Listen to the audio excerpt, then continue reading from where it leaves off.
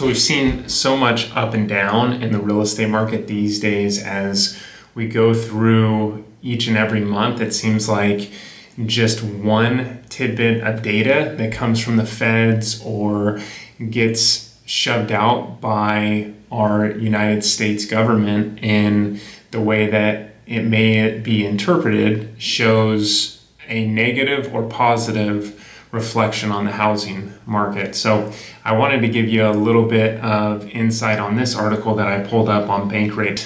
They talk a little bit about some specifics for what we've seen in May. This is early June, which would probably help as we go along into the summer months of real estate and buying season from spring to summer for people that are looking around for homes and probably are experiencing pretty significant price increases and also competition when they go into making an offer.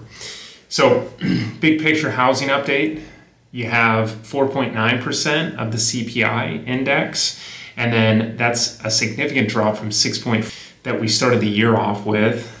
And if we go back up to May, the beginning of May and throughout May, we had a medium price home increase of 0.9% annually, which if you hear a lot of headlines and you've seen a lot of headlines over the course of the last 8 to 12 months, you've realized that we've seen the gamut of we're going down 10 to 25 to 30% to we're going to be an even market and there's going to be no up or down on the percentage of medium priced homes, or it's going to increase by 2 to 4%. So this gives you a little bit more of a positive note as we've seen 0.9% annually increased according to Realtor. And I can put this article in the show notes as well for YouTube. But as we look at it,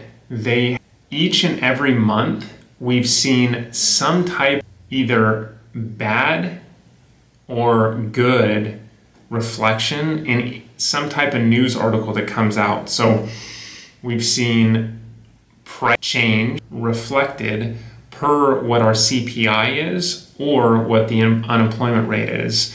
So back in May, it looks like we have a better, more robust housing market than we have had in the last 6 to 12 months because the inventory and how the seasons have changed with buying real estate now comparatively to what it was before. Before it was, let's just get and slam an offer in the door as quickly as possible. And now it's changed to, we need to get a house because it's spring and summer months and the kids have gone out of school, high school, middle school, or elementary school, and we have a short window to get them into a home, which we already had a housing crisis to begin with. And then this pushed it even farther into a tight inventory market where it's now started to bleed into all of the United States and show a 0.9% annual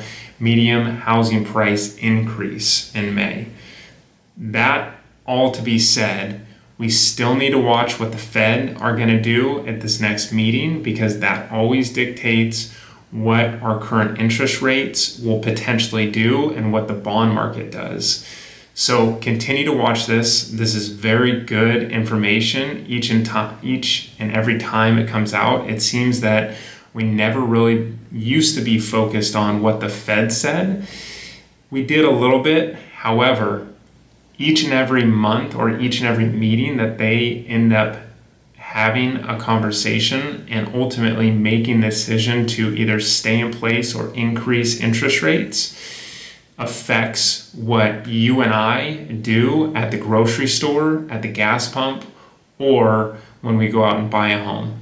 So if you guys can, please continue to follow along and I'll continue to update you throughout each and every month for more and more updates as we see that they're pertinent, like I said about the feds and following the feds, to watch more than it has ever been across any year outside of maybe 2008, 9, 10. Thanks for watching.